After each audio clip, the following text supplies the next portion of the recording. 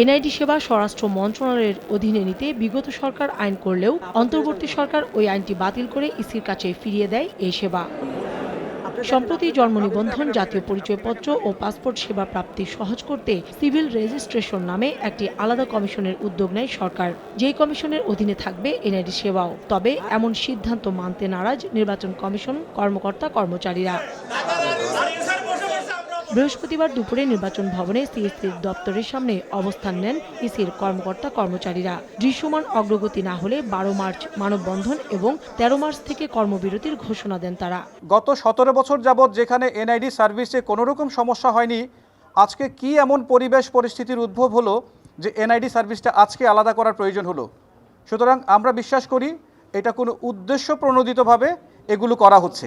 পরে প্রধান নির্বাচন কমিশনার জানান, এনআইডি কেন নির্বাচন কমিশনে থাকতে হবে সে বিষয়ে জরুরি ভিত্তিতে কমিশনের মতামত জানানো হবে সরকারকে। আলোচনা না করে এনআইডি নিয়ে কোনো সিদ্ধান্ত সরকার নেবে না বলেও আশা সিএসির। হজ করেছি, ব্যাংকে কি করে টাকা জমাই বলেন? ইউসিবি তাকওয়া, পরিপূর্ণ ইসলামিক পন্থায় পরিচালিত ব্যাংকিং। আমাদের মতামত আমরা যেটা চাই এখানে, এটা তো আমরা লিখিতভাবে জানাবো সরকারকে।